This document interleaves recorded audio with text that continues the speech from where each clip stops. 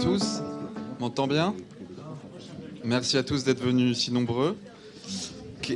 Quelle meilleure transition après une conférence sur la reconquête démocratique et une conclusion de Kevin sur l'Europe c'est la paix que de justement parler des questions européennes en des termes un peu plus sérieux.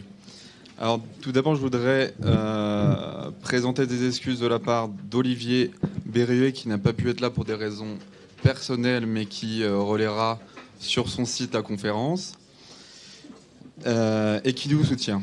Voilà, donc merci à vous quatre d'être présents aujourd'hui. Pour parler des questions de l'Union européenne, j'aimerais bien qu'on change un peu du registre d'habitude qui consiste à parler de l'Union européenne telle qu'elle est historiquement pour arriver au présent et à la situation de l'impasse actuelle. Je pense qu'aujourd'hui, souverainiste, on peut prendre un autre angle que Macron nous donne. Partir du présent pour revenir vers ce qu'est l'Union européenne et son impasse en général. Qu'a dit Macron récemment dans The Economist ? Macron a dit « L'OTAN est en état de mort cérébrale. L'Union européenne est au bord du gouffre.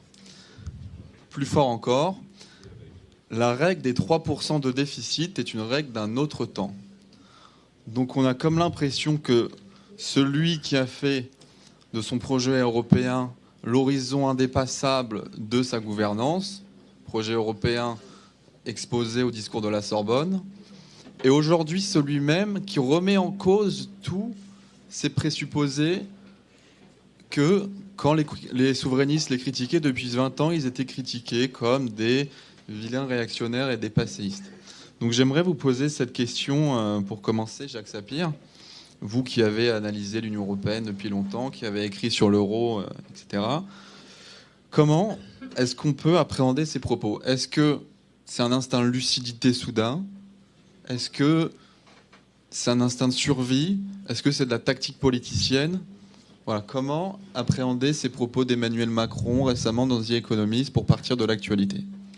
Alors, je crois que c'est un peu de tout ça à la fois. Il faut être conscient aussi que cela participe d'un espèce de retour à la réalité de Macron. Macron qui est quelqu'un, il faut toujours le rappeler, dont l'expérience politique est extraordinairement faible. Elle ne commence en réalité que quand il est le conseiller économique de François Hollande à l'Élysée. Il n'a pas avant de réelles relations avec le monde de la décision politique, le monde de la haute administration. Et là, il y a quelque chose qui est évident, c'est une espèce de retour du réel dans son discours. Alors on peut prendre les différents points. L'OTAN en état de mort cérébrale. Oui, c'est vrai. Mais ça fait grosso modo 20 ans que cela a été dit et même par des Américains qui ont très nettement posé ce diagnostic. Je me rappelle quand je travaillais pour le ministère de la Défense et que j'allais aux États-Unis dans des rencontres stratégiques qui se tenaient tous les ans, c'était d'une certaine manière un point acquis. Pourquoi ? Il faut toujours rappeler quelles sont les 3 raisons d'être de l'OTAN. Première raison, keep the Soviet out. Il est très clair qu'aujourd'hui, la Russie n'est pas l'Union soviétique et elle n'a pas, je dirais, le même rapport ni la même volonté par rapport à l'Europe. Donc, d'une certaine manière, cet argument est tombé. Keep the US in. Oui, mais ce sont les États-Unis qui ne veulent plus être en Europe ou qui cherchent à se désengager d'une certaine manière. Reste le 3e, et là, on peut effectivement en discuter. Keep Germany down. Bon. Et ça, il faut savoir que c'était, en réalité, dans le programme originel de l'OTAN, dont on oublie très souvent que l'OTAN est le successeur de l'accord franco-britannique de 1949, qui avait été conçu contre l'Allemagne, en réalité. Donc, c'était d'une certaine manière une chose acquise. Alors après, les différents responsables américains ont eu des projets de reconfiguration de l'OTAN, mais pour eux, l'OTAN d'aujourd'hui n'a plus du tout la même fonction et n'a plus les mêmes capacités opératoires que l'OTAN de la guerre froide. Donc ça, c'est un premier point. Le deuxième point, l'Union européenne... Alors, il y a toujours cette ambiguïté de Macron et des macronistes, et même globalement des européistes, qui est de confondre l'Europe et l'UE. Mais dire que l'UE, en termes d'ensemble institutionnel, est aujourd'hui au bord du gouffre, c'est une évidence. C'est là aussi une évidence. Et même des auteurs qui sont très pro-européens, je parle dans mon domaine des économistes, ne cessent de le dire. Vous lisez un petit peu ce qu'écrit Michel Aglietta, ce qu'écrit Pisani-Ferry, ce qu'écrivent par exemple des auteurs allemands, des auteurs belges comme mon quasi-homonyme André Sapir. Bon. Leur constat est justement de dire que l'Union européenne ne fonctionne plus. Il y a des blocs qui se sont constitués au sein de l'Union européenne et qui sont des blocs qui sont globalement antagoniques. Et ils reconnaissent surtout que... alors, je ne vais pas parler de couple franco-allemand, c'est d'une expression qui n'a jamais eu la moindre réalité. Coralie, mais en tous les cas, l'idée d'une certaine étroite coordination entre la France et l'Allemagne, qui, l'un dans l'autre, fonctionnait depuis la fin des années 80 jusqu'à la fin des années 90. Elle a complètement éclaté. Donc, il y a le besoin, d'une certaine manière, de, d'abord, tirer un trait sur ce qui existe et de repenser des possibilités. Alors après, évidemment, on peut diverger, on peut dire, oui, on va pouvoir transformer l'Union européenne. D'autres vont dire, mais non, attendez, pour transformer l'Union européenne, il faut l'unanimité, ce n'est pas possible. Bon, il y a différentes positions là-dessus. Mais le constat de base, là encore, il existe depuis à peu près 15 ans. Et de manière vraiment majoritaire, depuis 7-8 ans, c'est une évidence. Ne serait-ce que, par exemple, dans la réponse apportée par les différents pays de l'Union européenne à la crise de 2008-2009, c'est là aussi où on a vu qu'il n'y avait aucune... que les institutions européennes ne fonctionnaient plus. Donc, troisième point, la question de l'euro. En rappelant que l'euro a une double identité. L'euro, au départ, n'est pas l'Union européenne. Il faut toujours rappeler qu'il y a des pays de l'Union européenne qui ne font pas partie de la zone euro. Et donc, l'euro pouvait être conçu comme un mécanisme économique qui visait à agréger un certain nombre de pays ensemble. Mais l'euro, dans la représentation qui s'en est rapidement construite, a été perçu comme le seul projet réellement fédéral de l'Union européenne, si vous voulez. Et c'est pour ça que l'attachement à l'euro est un attachement qui est profondément irrationnel chez les politiques. C'est parce que, et ça c'est par contre très rationnel, ils voient bien, eux, qui pour un certain nombre d'entre eux défendent l'idée d'une Europe fédérale, que si l'euro est démantelé, alors ils perdent la seule institution fédérale de l'Union européenne. Donc il y a à l'évidence un vrai enjeu politique et un vrai enjeu symbolique.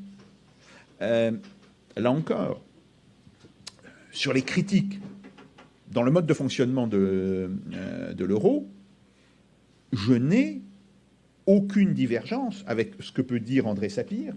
J'ai fait il y a 2 ans une conférence avec lui à l'Université libre de Bruxelles. Et on était d'accord sur 80% des choses. Le désaccord, évidemment, survenant, c'est qu'est-ce qu'on fait après. Bon, ça c'est classique. Bon, avec Jean Pisani-Ferry, même chose. Et c'est même très ancien. Je me souviens d'une discussion que j'avais eue avec Jean Pisani-Ferry avant même la mise en place formelle de l'euro, donc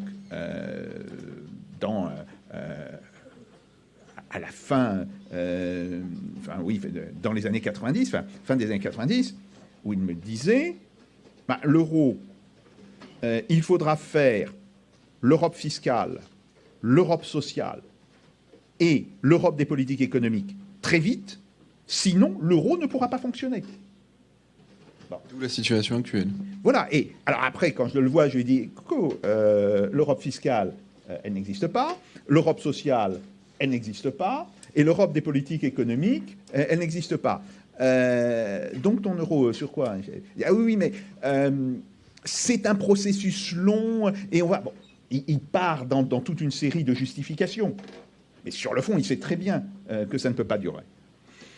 Par ailleurs, le Fonds monétaire international, bon, ça va peut-être vous étonner que je cite le FMI, mais les services de recherche du FMI sont tout à fait remarquables. Ils font des bons rapports sur l'euro. Oui, non, mais globalement, ils font des bons rapports. Vous savez, c'est un papier du Fonds monétaire international qui, dès 2004, a remis en cause la libéralisation des capitaux. Alors, évidemment, c'est des papiers pour experts, c'est des papiers pour spécialistes. Bon, mais il faut savoir qu'il y a une très grande divergence entre la dimension politique du Fonds monétaire international et sa dimension recherche. Bon. Il publie tous les ans, depuis maintenant plusieurs années, des rapports sur la contrainte extérieure par rapport aux différents pays, ce qu'ils appellent l'External Sectoral Report, et il montre qu'il y a un phénomène massif de surévaluation des économies comme la France, l'Italie, l'Espagne, et en même temps, pardon pour le macronisme, un phénomène de sous-évaluation massif pour l'économie allemande, au point que la fourchette d'estimation, c'est de dire que l'écart de change réel est entre 26 et 45%. C'est absolument considérable. Pour quelqu'un qui a fait un petit peu de travail en macroéconomie, il faut vous dire qu'un écart de taux de change réel, ne serait-ce que de 10 à 15%, déjà, ça a des conséquences considérables et ça vous perturbe complètement la vie économique du pays. Alors vous imaginez ce qui se passe avec des différences de 28 à 45%. Bon. Donc, ça encore, c'est dit. En fait, sortir de l'euro, on le sait, n'est pas quelque chose de techniquement très compliqué. Mais le vrai problème, c'est évidemment la décision politique. Et cette décision politique, elle fait retour sur l'imaginaire et les modes de représentation qui existent aujourd'hui dans les gouvernements d'un certain nombre de pays européens. Pour Emmanuel Macron, et je vais terminer là-dessus, j'ai rencontré Emmanuel Macron personnellement à 2 reprises à l'été 2012, quand il travaillait comme le conseiller économique de François Hollande.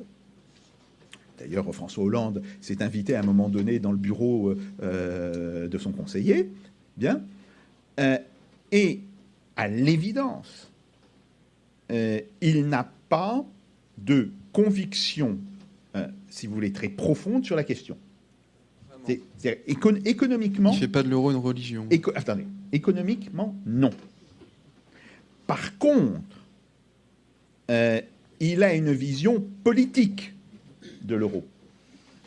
Donc, ça veut dire qu'il défendra l'euro bec et ongle tant qu'il continuera à considérer que sa vision politique est la seule possible.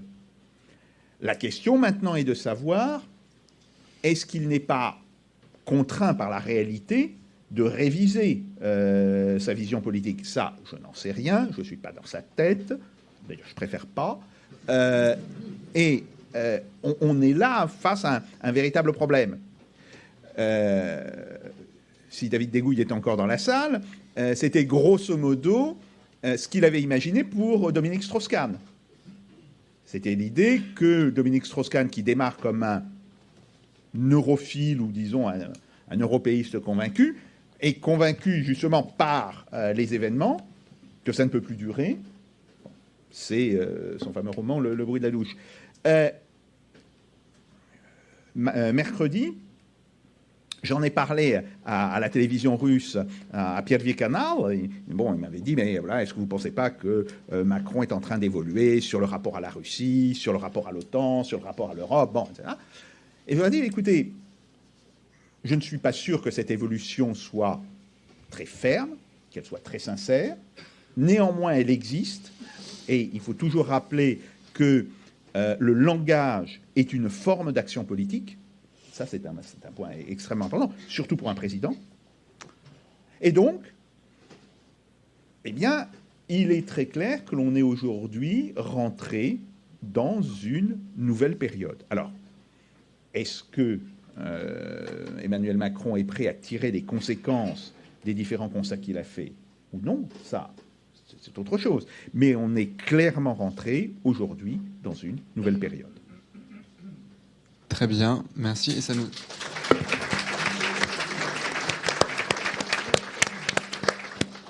Je pense que ça nous amène assez logiquement à questionner le rapport d'Emmanuel Macron à l'Allemagne et à Angela Merkel.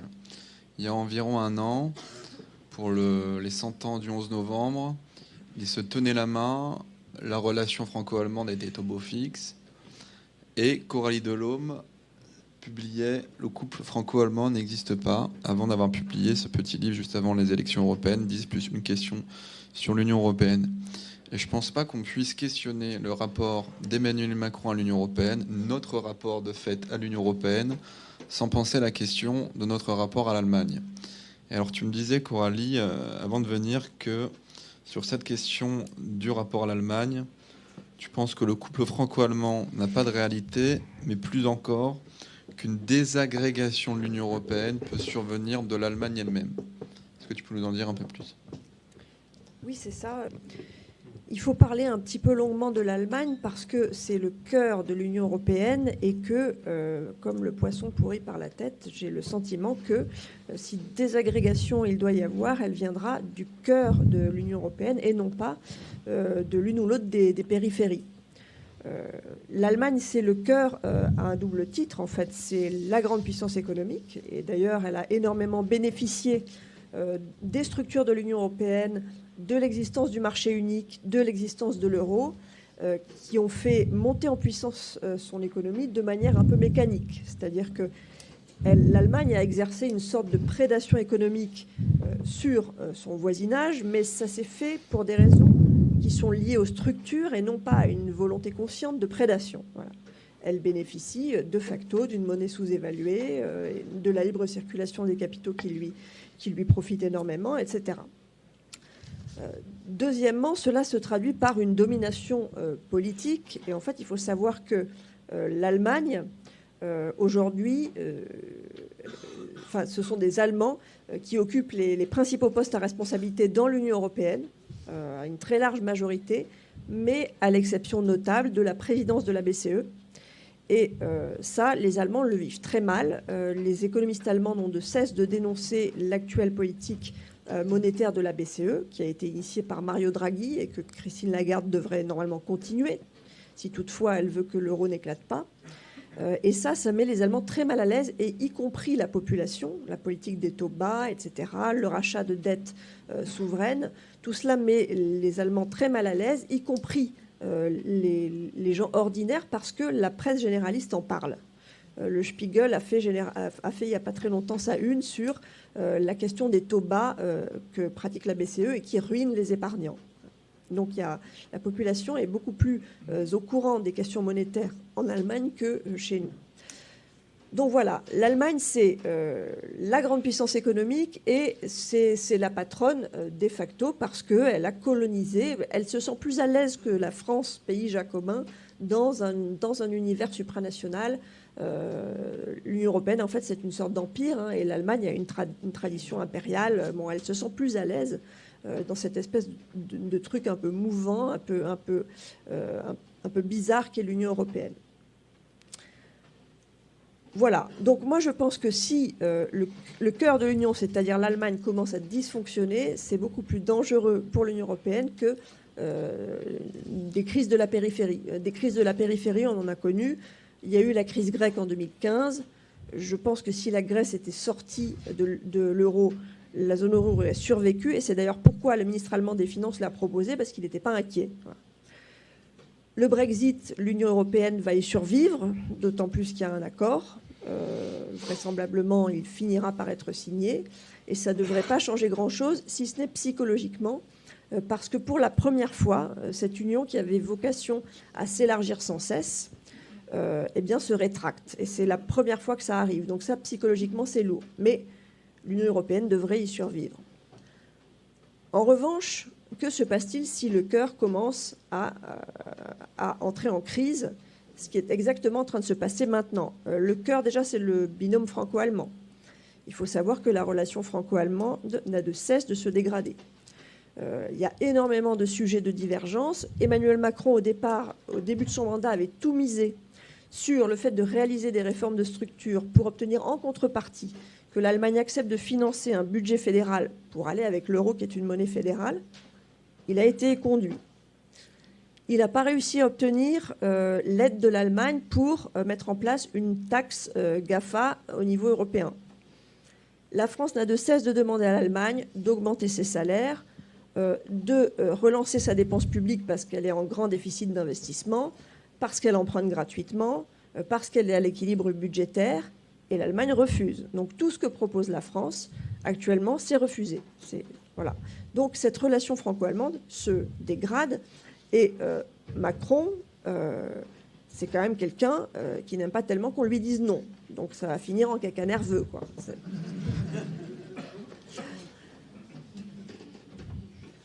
Deuxième chose, il y a la situation de l'Allemagne elle-même, et c'est un pays qui va de moins en moins bien pour plein de raisons. Alors il y a ce que je viens d'évoquer, le déficit d'investissement public, qui fait que le pays prépare très mal son avenir. Dans les infrastructures publiques sont en piteux état, il n'y a pas assez d'argent pour l'hôpital, il n'y a pas assez d'argent pour l'école, il n'y a pas assez d'argent pour les crèches, etc., etc. Donc il y a un gros déficit d'investissement public qui nuira à terme à l'économie de ce pays. Et Angela Merkel n'a rien fait pour ça.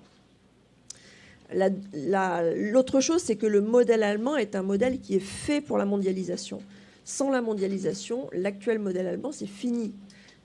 Ils se sont construits un modèle qui est entièrement tourné vers l'extérieur, entièrement dédié aux exportations et à l'accumulation d'excédents commerciaux. Et actuellement, il se trouve que la mondialisation reflue. Et que par ailleurs, les principaux clients de l'Allemagne, les débouchés pour ses exportations, ne vont plus si bien qu'à une époque. Par exemple, la Chine a beaucoup ralenti. Et en plus de cela, de clients, la Chine est en train de se transformer dans certains secteurs, parce qu'elle est beaucoup montée en gamme, en concurrent. Donc pour l'industrie allemande, ça fait un client qui ralentit et un concurrent qui émerge. Il y a la question sécuritaire qui se pose à l'Allemagne aussi. Le fait que Donald Trump soit de plus en plus offensif avec l'Union européenne et en réalité avec l'Allemagne, à laquelle il reproche ses excédents commerciaux, qui déstabilisent effectivement l'économie du monde entier, et le fait de ne pas financer suffisamment l'OTAN. Le fait que Trump soit en permanence en train de harceler les Allemands les fait vivre dans une angoisse sécuritaire, parce que s'ils ont pu se bâtir comme une sorte de grande Suisse entièrement dédiée au commerce, entièrement au Pacifique, c'est parce qu'ils étaient sous parapluie américain et qu'ils n'avaient pas à se soucier des questions de défense. Donc si les États-Unis, qui ont en plus patronné la réunification allemande, enfin, la relation germano-américaine, c'est structurant pour les Allemands. Si elle se dégrade, ça pose des questions sécuritaires profondes et de l'angoisse. Autre chose, c'est l'éclatement du paysage politique en Allemagne, avec, comme dans tous les pays, le fait que les principaux partis de gouvernement sont en train de s'étioler, le fait que d'autres forces émergent. C'est de plus en plus difficile de former des coalitions. Donc petit à petit, le pays est en train de devenir, comme beaucoup d'autres d'ailleurs, ingouvernable. Donc instabilité politique. Il y a la montée de l'extrême droite. J'énumère tous les problèmes parce qu'en fait, pour montrer que c'est un pays qui... On nous présente souvent ce pays comme un modèle, mais en réalité, ils sont sujets à beaucoup de soucis. La montée de l'extrême droite, c'est très spectaculaire, et notamment à l'Est, où l'AfD, le parti d'extrême droite, dépasse maintenant dans tous les Länder de l'ex-Allemagne de l'Est les 20%. Et non seulement il y a ça, et en plus ce sont des durs, c'est-à-dire qu'ils ont une aile qui est clairement révisionniste, néo-nazie, etc. C'est pas tout à fait le Front National, c'est encore autre chose. Enfin, pour une partie d'entre eux. Il y a ça, et il y a à côté de ça la violence d'extrême droite. la violence d'extrême droite qui peut conduire à tuer. Elle a tué un élu du parti d'Angela Merkel en juin dernier, et elle a tué récemment un attentat contre une synagogue. Et les chiffres officiels de l'Office des statistiques allemands publiés cet été ont fait état de 8600 crimes et délits attribuables à l'extrême droite allemande violente. Voilà. Donc, pourquoi je raconte tout ça? Ce n'est pas pour accabler ce malheureux pays, mais c'est simplement pour dire que c'est un pays qui commence à avoir un faisceau de problèmes, comme tous les pays de l'Union en réalité, un faisceau de problèmes dont je pense qu'ils vont finir par le conduire à un phénomène de repli. Et ce que je vois, moi, se profiler en Allemagne, c'est une droitisation qui aura en plus pour cause supplémentaire le vieillissement de la population et le fait que les vieux épargnants sont légion, en fait. Les vieux épargnants qui vont vouloir défendre leur épargne, et je vois bien monter une sorte de populisme monétaire qui va axer son discours alors, contre l'immigration sans doute, mais de plus en plus contre la politique de la BCE et contre, finalement, ça pourrait devenir un discours contre l'euro. Voilà. C'est ce que je vois arriver, et je ne sais pas comment la France réagira, mais en tout état de cause, l'Allemagne pourrait, si elle a trop de difficultés, commettre la petite chose qui fera se dissoudre l'ensemble. Voilà. Merci Coralie.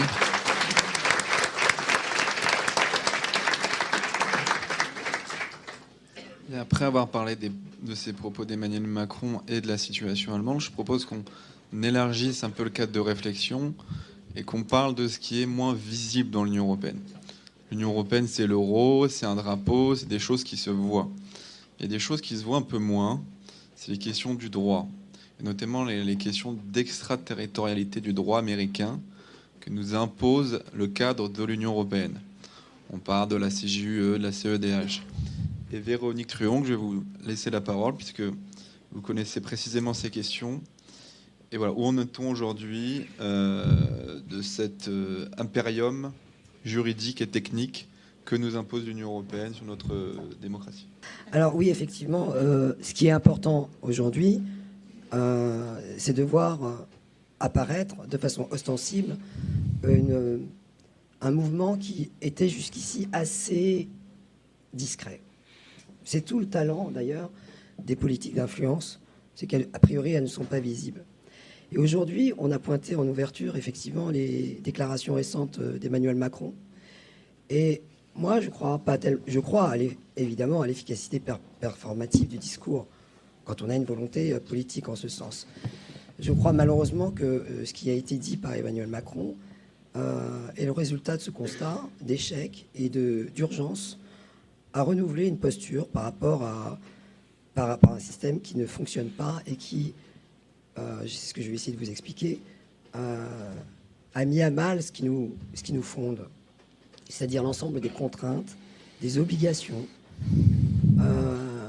auxquelles chacun consent dans une société comme la nôtre et qui reposent sur l'état de droit.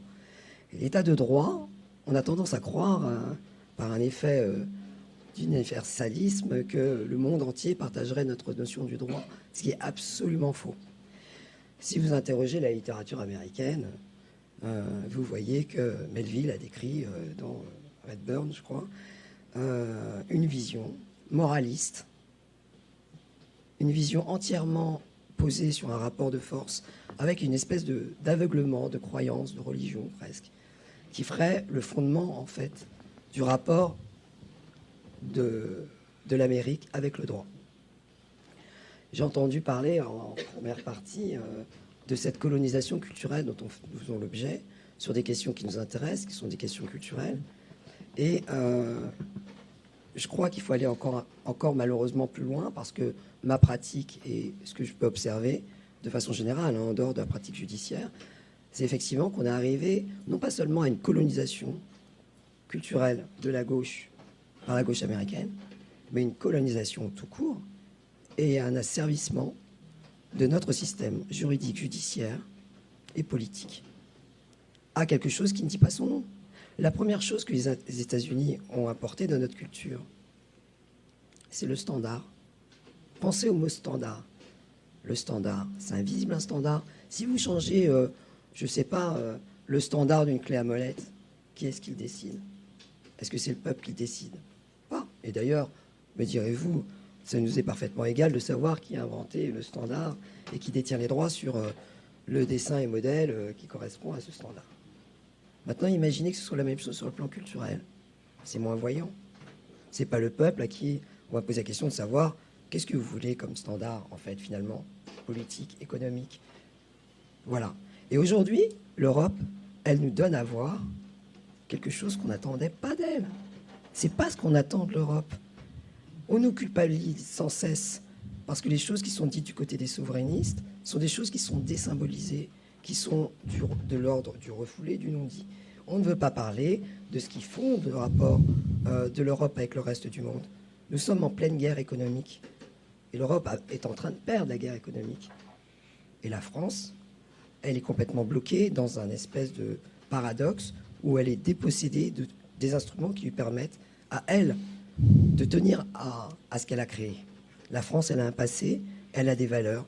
Et il ne faut pas croire que tout le monde regarde Netflix et qu'on pense que finalement le droit à l'américaine, c'est série télé. C'est pas ça. Je vais vous raconter une histoire. C'est une histoire que vous pouvez vérifier dans plusieurs ouvrages qui sont sortis récemment. Le témoignage de Pierucci. Alors là, vous le lisez, je pense que vous êtes effaré. Et ensuite, il y a l'ouvrage très intéressant d'Ali Laïdi sur le droit comme outil d'une guerre économique. Et c'est sans pitié, c'est implacable. Alors, je vais essayer de vous expliquer le plus rapidement possible ce qu'il en est de cette guerre du droit et en quoi elle peut un jour peut-être vous intéresser. Vous êtes dans une entreprise, petite entreprise PME française, dans un secteur industriel quelconque, et vous venez d'arriver, vous ne savez pas que peut-être il y a 10 ou 15 ans, quelqu'un dans la boîte a signé un contrat de commissionnement avec une entreprise en Amérique latine, en Indonésie. Voilà, vous ne le savez pas. Vous ne savez pas qu'à l'époque, la transaction a été faite en dollars. Et peut-être que, même pas, peut-être que simplement un des protagonistes de la transaction a utilisé une boîte mail dont les serveurs étaient logés en Californie. Vous ne le savez pas. Et un jour, quelqu'un vient chez vous, dans cette entreprise, et cette entreprise est représentée par un avocat. C'est un avocat américain. Et il va venir vous parler. C'est l'avocat de l'entreprise, vous dites-vous. Donc, il va simplement recueillir des informations. Et là, vous allez expérimenter la cross-examination à l'américaine. Et pour en avoir suivi, je peux vous dire que c'est un pur cauchemar. Donc, vous, salarié, on va vous interroger. Vous n'aurez pas le droit d'être assisté par un avocat français. Vous n'aurez pas le droit d'avoir accès au procès-verbal de déclaration. Et puis, si vous refusez de le faire, vous pourriez vous dire, moi, français, ma culture m'impose de refuser cette pratique de voyou. Les shérifs ici, pourquoi? Non, je ne veux pas. Ben, ce sera très, très grave pour votre entreprise. Parce que ce qui se passe, c'est qu'en réalité, il y a une pression qui est faite sur l'entreprise, justement, dans le cadre administratif, d'une espèce de parodie judiciaire, parce que là, il n'y a pas de juge, mais il y a un Department of Justice aux États-Unis qui s'appelle le DOJ, qui est très, très, très riche, parce qu'évidemment, il inflige des sanctions records à des entreprises essentiellement européennes. Et donc, si vous exercez vos droits de la défense, c'est votre boîte qui coule. Et dans des conditions qui sont épouvantables. Qu'est-ce qui se passe à l'occasion de ces procédures? Parce que ce sont des procédures qui sont instaurées avec toujours une apparence très moraliste. C'est pour le bien de l'humanité, c'est pour l'intérêt commun, c'est la lutte contre la corruption. Et c'est comme ça que les États-Unis sont venus faire la peau de lys dans tous les États, hors de leur territoire, d'où la notion d'extraterritorialité, et ils peuvent venir faire la police chez nous. Voilà, le scandale, il est là. C'est qu'ensuite, les gens qui sont poursuivis n'auront plus le droit de s'exprimer dans la presse, ils n'ont plus le droit d'agir sur leur terrain. Donc on est aujourd'hui dans une situation où nos sociétés sont prises en otage. Et le résultat, me direz-vous, si c'est pour la bonne cause, après tout, peut-être qu'ils ont une meilleure vision de la corruption que nous, c'est tout à fait possible. Mais c'est pas le but poursuivi. Le but poursuivi, c'est ce qu'on a vu pour toutes les sociétés qui ont été prises dans cet état-là, c'est le démantèlement des entreprises, et on oblige les dirigeants qui sont quand même un peu menacés d'un minimum de 250 ans de prison, c'est quand même pas rien, à collaborer avec une administration parce que ce n'est qu'une administration, pour livrer toutes les données. Aux États-Unis, il y a une capillarité en plus entre le Department of Justice, les cabinets anglo-saxons d'affaires et les agences d'information. Donc, ça a conduit même à ce qu'on aille siphonner des données d'entreprise de nature sensible. Alors, à ce stade-là, vous me dites, mais bon, ce droit américain, il n'y a rien à faire. C'est faux. Je vais vous passer les détails, mais nous avons des dispositifs qui sont anciens, et notamment une loi de 1966, notre époque quand même, qui interdit la transmission des données sensibles à une puissance étrangère. Alors, quand on dit puissance étrangère, on prend les États-Unis, déjà, on restitue un peu les choses dans leur réalité. On sort d'une certaine commodité sémantique qui nous interdit de dire les choses comme elles devraient être dites. Donc, nous avons des dispositifs. Et il a été question, c'est pour ça que je dis qu'il y a un constat, mais il y a des choses à faire, et que cette perte de puissance, cette néantisation de notre souveraineté, parce qu'il faut l'appeler comme ça, elle résulte d'une absence de volonté politique. Alors qu'on a les moyens. Vous avez une directive, un règlement, européen de 1996, qui a été quand même adopté sur l'extraterritorialité. Il n'a jamais été mis en œuvre. Jamais. Le chercheur que j'ai cité, Ali Laïdi, vient nous expliquer dans son ouvrage qu'aucun Français n'a jamais eu le courage de s'opposer à l'extraterritorialité. Voilà. Vous avez un salarié anglais, un jour, Alstom UK, qui a saisi les juridictions américaines. Et qu'est-ce qui s'est passé? Les juridictions américaines lui ont donné raison. Elles ont dit, à partir du moment où la personne poursuivie n'est pas résident américain, n'est pas américain, que la filiale n'est pas une filiale américaine, on n'a pas appliqué ces règles-là. Donc on voit bien qu'on a un dispositif, qu'on a des lois, et nous les Français, nous ne les utilisons pas. C'est quand même assez scandaleux. Donc de ce point de vue-là, la guerre du droit, elle est déjà perdue. Qui se souvient d'Alcatel, Technip, ces compétences qui étaient quand même assez exceptionnelles, qu'est-ce qu'on en a fait? On les a cédées, on les a vendues. Pour moi, c'est un sujet de révolte absolue. Je ne supporte pas.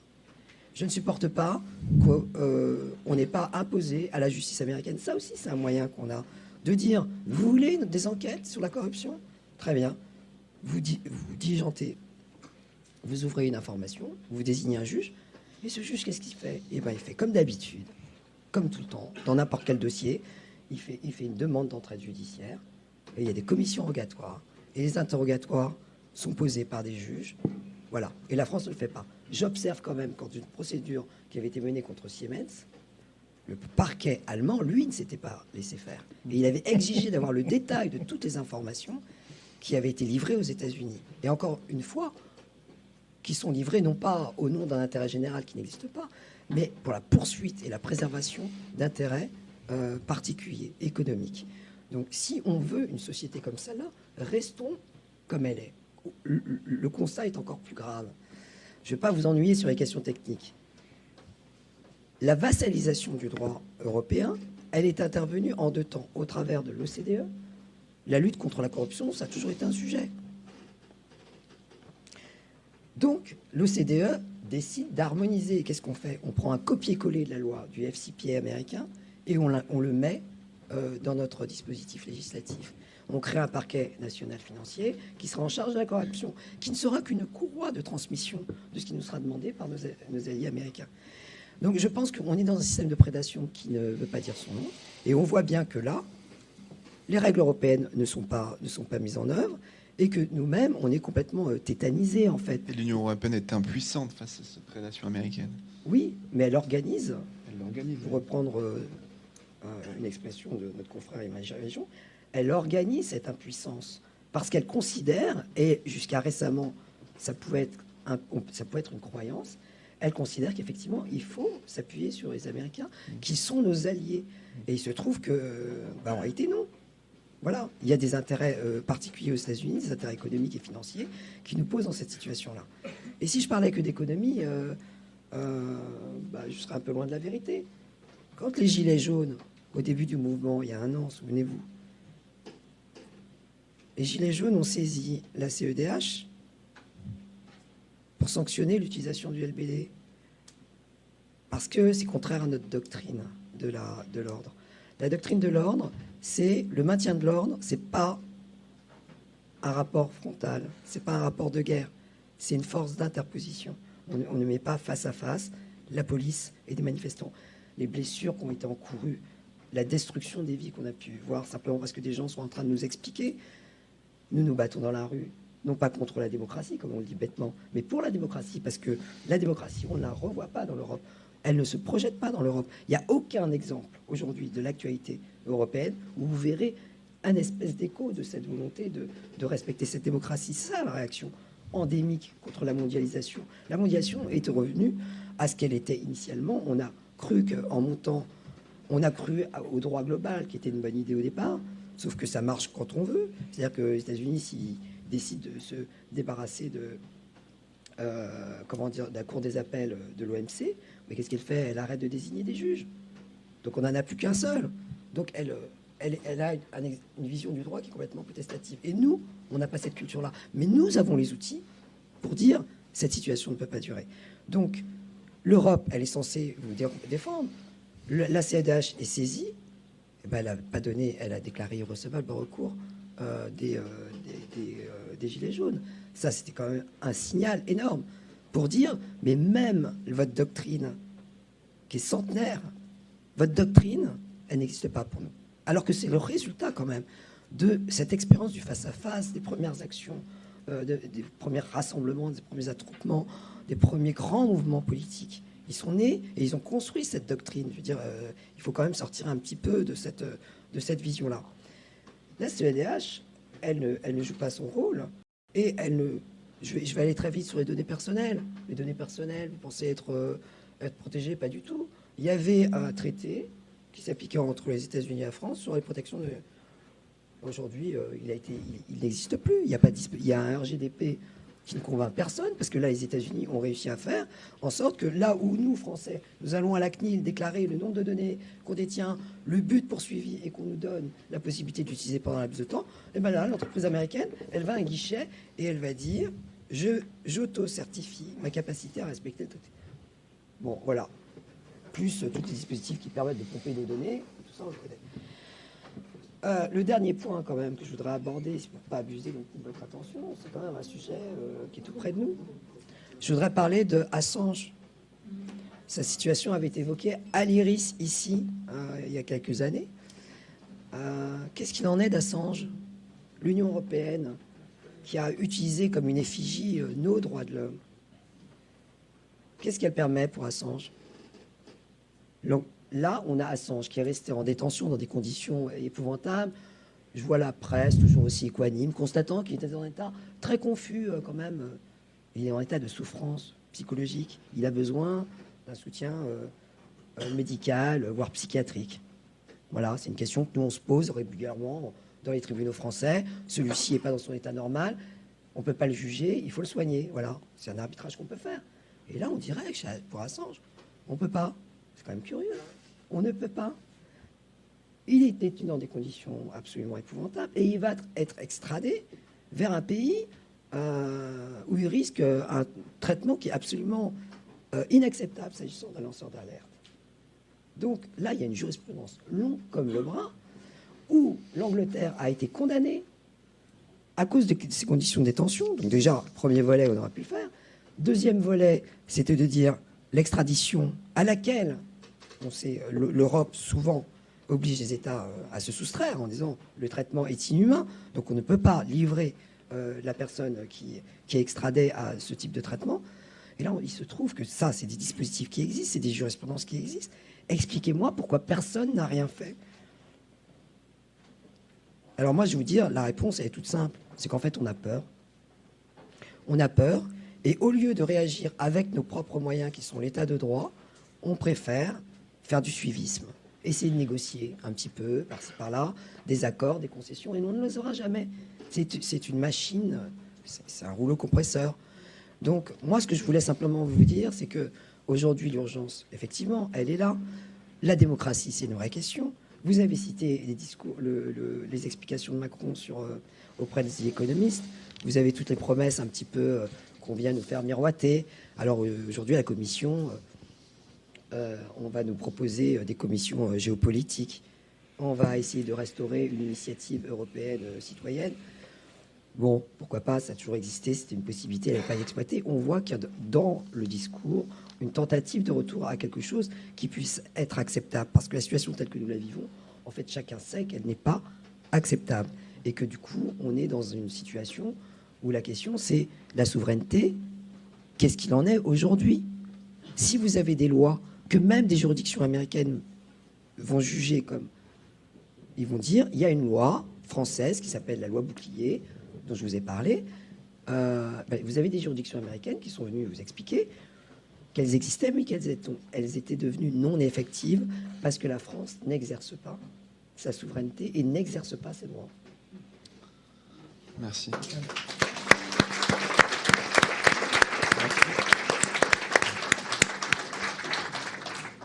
Donc décalage, hypocrisie même entre discours apparent des droits de l'homme et réalité de ce qu'est l'Union européenne. Et comment ne pas mieux enchaîner avec le cas de la Grèce, Olivier Delorme, et avec une accroche d'actualité justement, avec le film de Costa Gavras. Vous avez étudié et écrit sur la Grèce, Olivier Delorme, et ça peut être vu, et on pourra même le garder comme le cas symptomatique de ce que produit l'Union européenne dans sa réalité, dans son absence de démocratie, dans son absence de discours et dans son absence de transparence. Est-ce que vous pouvez nous parler de ce qu'est la Grèce aujourd'hui, où est-ce qu'on en est et qu'est-ce que ça nous dit de la réalité de l'Union européenne? Oui, bien sûr, je vis maintenant dans ce pays, donc je peux vous parler de réalités qui sont extraordinairement bouleversantes humainement pour quelqu'un qui, comme moi, a connu ce pays alors qu'il avait 15 ans et qui en a 62 aujourd'hui, et qui a vu à la fois, dans un premier temps, avant les années 90, ce que la communauté économique européenne avait pu apporter en termes de développement à ce pays, et combien aujourd'hui les mécanismes que dont tous vous avez déjà parlé envoient ce pays dans une espèce de tunnel sans sortie et sans voie de retour. Alors je sais bien qu'on a entendu depuis 2 ans maintenant la chanson des médias « La Grèce va mieux, la Grèce va mieux, la Grèce va mieux ». Non, la Grèce ne va pas mieux. Elle ne va pas mieux ni économiquement, ni socialement, ni politiquement, ni géostratégiquement. Et dans tous ces domaines, l'Union européenne joue un rôle fondamental de déstabilisation du pays et d'aggravation permanente des conditions de vie des citoyens de ce pays. Alors pourquoi la Grèce ne peut-elle pas aller mieux? Jacques Sapir l'a dit tout à l'heure, c'est-à-dire que quand il a parlé du décalage, de l'écart entre l'échange réel et le change de l'euro, il a dit de 28 à 45%. La Grèce est à 45% parce que c'est effectivement le pays le plus faible économiquement de la zone euro, et c'est donc le pays qui subit avec le plus de violence les conséquences de ce décalage de taux de change. Alors vous me direz, oui, mais depuis 2008, le taux de change de l'euro a baissé. Oui, mais justement, comme les politiques de déflation imposées par l'Union européenne n'ont cessé de détruire le potentiel productif de la Grèce, le taux de change, tout en ayant baissé, a toujours le même décalage par rapport à ce que sont les fondements économiques de la Grèce. Et donc, la Grèce ne peut pas se redresser. Elle ne peut pas sortir de ce cercle vicieux déflationniste dans lequel on l'a enfermé il y a maintenant 10 ans. C'est-à-dire, il faut comprendre qu'aujourd'hui, l'expérience grecque, qui est une véritable expérience de laboratoire, dure depuis 10 ans. Alors on commence à avoir, si vous voulez, à avoir un recul suffisant pour voir quelles sont les conséquences macroéconomiques, évidemment, c'est-à-dire un chômage de masse qui, contrairement à ce qu'on dit, n'a pas baissé. C'est-à-dire que si le taux de chômage baisse, c'est essentiellement parce que les jeunes formés partent. Dans un pays de moins de 11 millions d'habitants, vous avez depuis 10 ans 500 000 personnes qui sont parties en émigration, c'est-à-dire 500 000 personnes dont le contribuable grec a payé la formation et qui vont créer de la valeur ajoutée ailleurs. Vous parliez de système de prédation où Coralie parlait tout à l'heure de système de prédation involontaire de l'Allemagne. On est au cœur de ce système de prédation quand on regarde aujourd'hui la situation en Grèce. En Grèce, aujourd'hui, on n'opère plus dans les hôpitaux parce qu'il n'y a plus d'anesthésistes. Parce que les anesthésistes sont, dès les premières années, partis en masse vers l'Allemagne, la Suède, les pays du Nord, pour combler des trous de la démographie médicale de ces pays. Et aujourd'hui, donc, on a supprimé, on a fermé des centaines de blocs opératoires, etc., etc. Si vous lisez la presse grecque, toutes les semaines ou tous les mois, vous avez des cas de gens qui sont renvoyés chez eux parce que leur hôpital ne dispose plus de la thérapie, de la thérapie anticancéreuse qui doit leur être administrée à date fixe, etc., etc. Si vous regardez le système éducatif et notamment le système d'enseignement supérieur, on a supprimé un tiers des filières d'enseignement supérieur et on en a privatisé un tiers. Est-ce que ça s'appelle préparer l'avenir ? Comprenez ?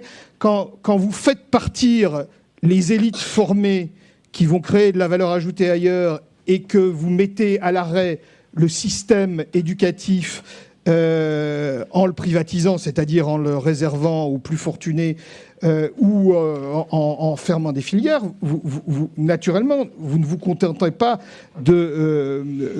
d'obérer le présent, vous obérez également l'avenir. Alors voilà, si vous voulez, on a aujourd'hui un pays dans lequel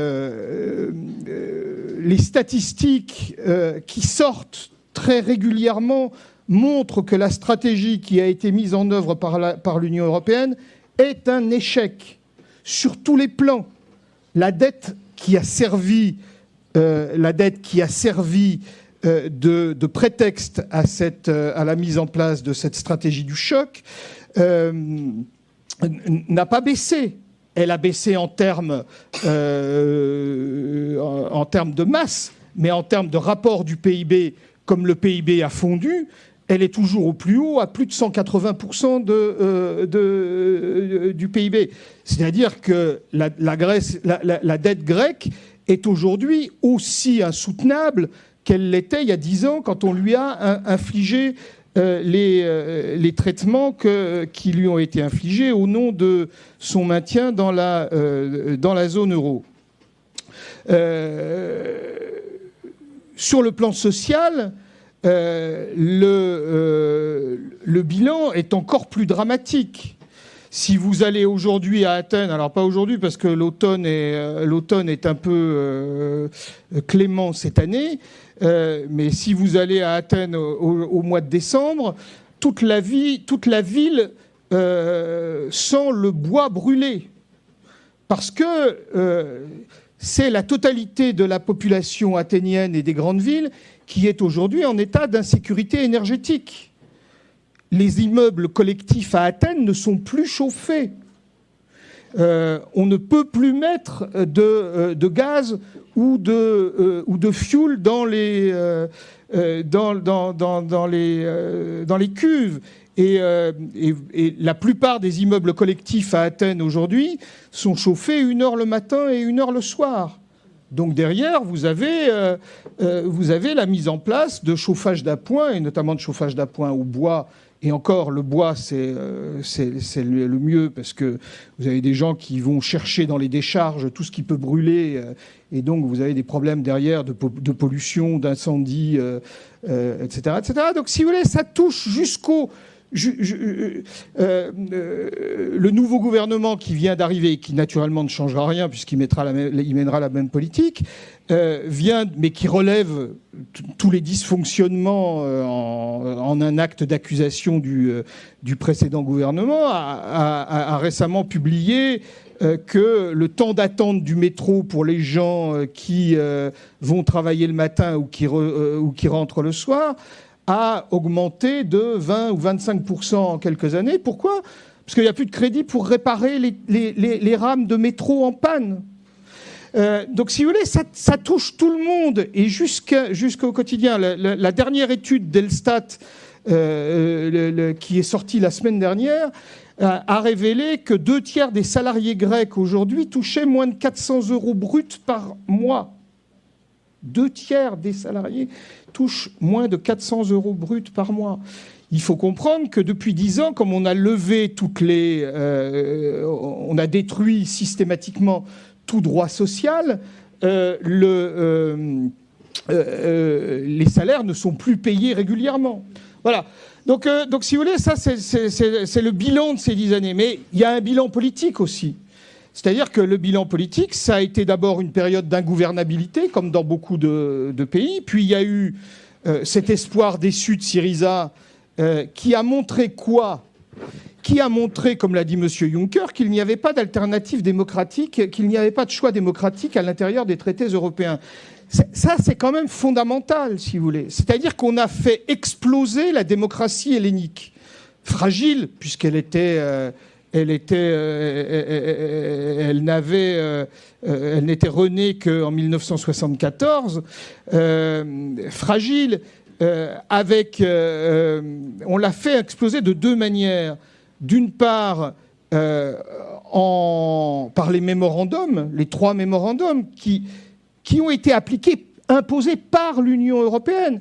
Or, ces mémorandums sont une négation flagrante des principes que l'Union européenne prétend défendre. Qu'est-ce que c'est qu'un mémorandum ? Il faut quand même le rappeler ici.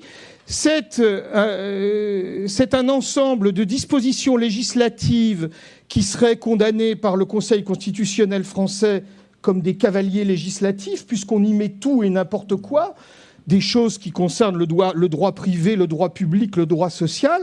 Ça fait 500, 600 pages. Ça n'est même pas écrit, ça n'est même pas traduit en grec. C'est-à-dire que comme ces mémorandums sont écrits par des fonctionnaires européens, ces mémorandums étaient écrits en anglais et n'étaient que partiellement traduits en grec. Et le Parlement a, en général, sous la procédure d'urgence et avec un pistolet sur la tempe, qui est l'arrêt des aides, entre guillemets, qui n'ont jamais été des aides européennes, pour le Parlement européen de les adopter, vous m'entendez bien, sous la forme d'un texte de loi de 3 lignes. C'est-à-dire, nous, Parlement grec, nous autorisons le gouvernement grec à traduire en droit interne tout ce qui est contenu dans les 500 pages du mémorandum. Je ne sais pas si vous voyez à quel point ceci est absolument contraire à tous les principes de la démocratie représentative, parmi lesquels figure évidemment le droit d'amendement des parlementaires grecs, qui ont été absolument privés de ce droit d'amendement. La deuxième chose, et je termine là, pour lesquelles la Grèce a été... la Grèce a vu sa démocratie exploser, c'est qu'effectivement les Grecs ont cru voter pour une alternance politique en 2015 avec Syriza, ils ont cru voter à un référendum, et que derrière, leurs 2 votes ont été purement et simplement annulés par les institutions européennes, avec derrière une explosion de l'abstention dans un pays où le vote est obligatoire, puisque c'était un pays qui, depuis 1974, votait à 80% ou plus à chaque élection législative, et qui aujourd'hui arrive péniblement au-dessus des 50% de participation. Donc, si vous voulez, le discrédit qu'a fait porter Syriza en cassant l'espoir d'une véritable alternance politique. C'est-à-dire, quand je parle d'alternance politique, je parle d'alternance des politiques, pas d'alternance des visages menant la même politique. Eh bien, on a effectivement aujourd'hui une perte de confiance totale des Grecs dans la démocratie, avec un retour de la droite au pouvoir aux dernières élections de juin, qui n'est nullement un vote d'adhésion. C'est-à-dire qu'il faut regarder dans le détail de la sociologie électorale et de la répartition des votes. On voit très clairement, et je l'ai écrit dans Marianne à l'époque, que ce vote n'est nullement un vote d'adhésion, mais est un vote de dépit, c'est-à-dire la volonté de punir Syriza après les trahisons multiples qu'il a couvertes pendant 4 ans. Et donc, on est aujourd'hui en Grèce dans une impasse politique où on a un gouvernement qui s'est fait élire sur un programme ultralibéral ou néolibéral, qui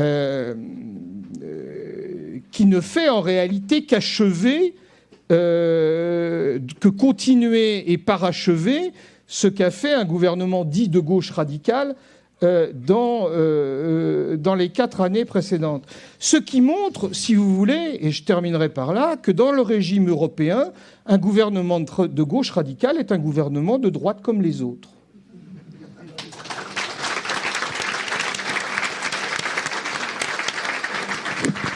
Merci Olivier.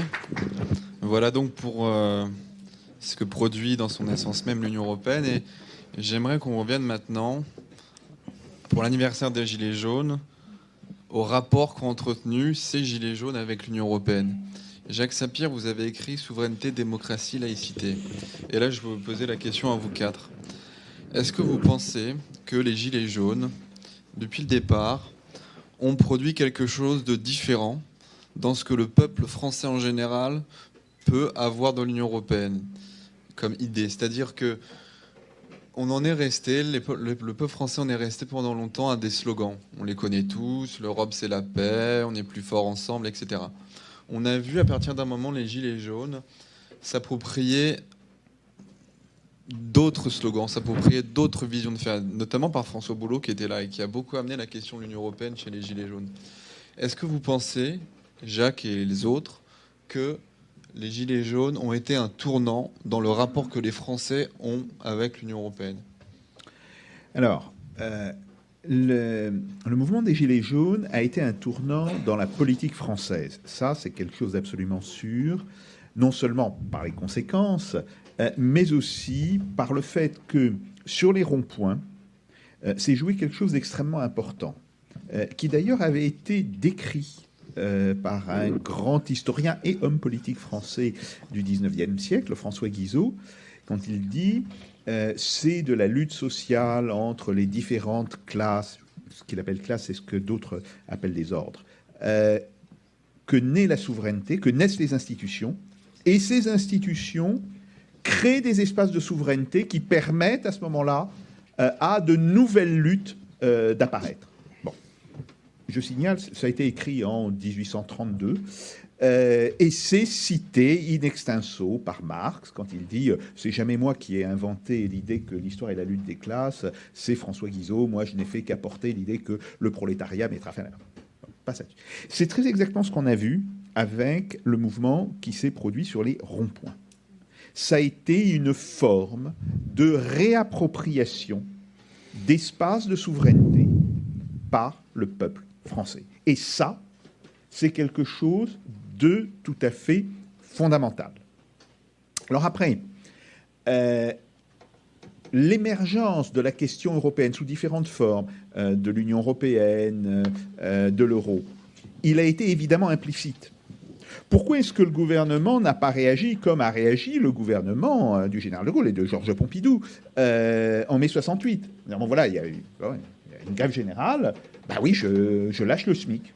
Et pour une raison très simple. C'est que dans un système où on a l'euro, on ne peut pas lâcher le SMIC. Il faut le dire très vite. Il y a un problème de compétitivité évident qui apparaît. Donc, rien que ça, c'était, si vous voulez, ça explique aussi très largement le blocage du gouvernement français et d'Emmanuel Macron par rapport aux revendications dites de pouvoir d'achat. Bon, après, il y a toutes les autres revendications qui sont aussi extrêmement importantes, mais rien que sur celle-là, c'était évident. Deuxièmement, la revendication qui vient sur la question la démocratie, le RIC, etc. Là encore, Emmanuel Macron a rejeté en bloc ce type de revendication. Alors, parfois pour des raisons qui sont des raisons purement franco-françaises, par exemple pour la prise en compte du vote blanc, mais en ce qui concerne le RIC, mais tout simplement parce que si on a le RIC, ça devient très vite complètement orthogonal avec le maintien de la France dans l'Union européenne. Donc, ce sont par ces biais-là que la question et de l'euro et de l'Union européenne s'est invitée dans la question dans le mouvement des Gilets jaunes. Ce qu'il faut remarquer, c'est que, bien sûr, il y a des porte-paroles, il y a des individus qui en ont parlé, mais qu'il y a eu très peu cette reprise politique de cette présence de la question européenne par des partis politiques qui se sont dits en soutien au mouvement des Gilets jaunes. Alors, bien sûr qu'il y avait des raisons tactiques, je ne vais pas élaborer là-dessus. Tout le monde a pu voir l'involution, contraire d'une évolution, de la France insoumise sur la question européenne qui était évidente depuis l'été 2018. Bon. Mais ce qui fait qu'aujourd'hui, dans cette espèce de nébuleuse qu'est le mouvement des Gilets jaunes, il y a une conscience diffuse que ce mouvement est, d'une certaine manière, contradictoire tant avec les règles européennes qu'avec les règles de l'euro, mais il n'y a personne pour l'exprimer. Or, peut-être parce que j'ai un certain âge et que je suis habitué à la politique à l'ancienne, je considère qu'une idée ne peut réellement émerger comme force politique que si elle est exprimée clairement et si elle est clairement reprise par des forces politiques. Donc, il faut comprendre cela comme une forme de contradiction qui a existé et qui existe toujours d'ailleurs dans le mouvement des Gilets jaunes. Après, si on revient sur beaucoup plus le long terme, sur les processus, le temps long, ce que je trouve extrêmement intéressant, c'est ce que j'ai dit au départ. Cette émergence, cette réémergence de formes de démocratie directe, d'espaces locaux de souveraineté. Ça, je pense que ça va laisser une trace très profonde dans la population française. Vous savez, il y a aussi un autre point qui, moi, m'a immédiatement interpellé. L'importance des femmes dans le mouvement des Gilets jaunes. 45% des gens qui étaient sur les ronds-points. Pourquoi est-ce que c'est important ? D'abord, traditionnellement, dans un mouvement revendicatif, la présence directe féminine est beaucoup moins forte. Bon. Mais il y a, en fait, deux grands précédents. Il y a le précédent de la Révolution française, quand même. Hein, enfin, les femmes qui vont à Versailles pour demander du pain. Il y a la Commune, effectivement. Il y a lors des grèves de 1936. Et donc, c'est là où on voit qu'il y a des grands basculements, des basculements de fond, alors qui ne vont pas s'illustrer immédiatement dans des changements politiques.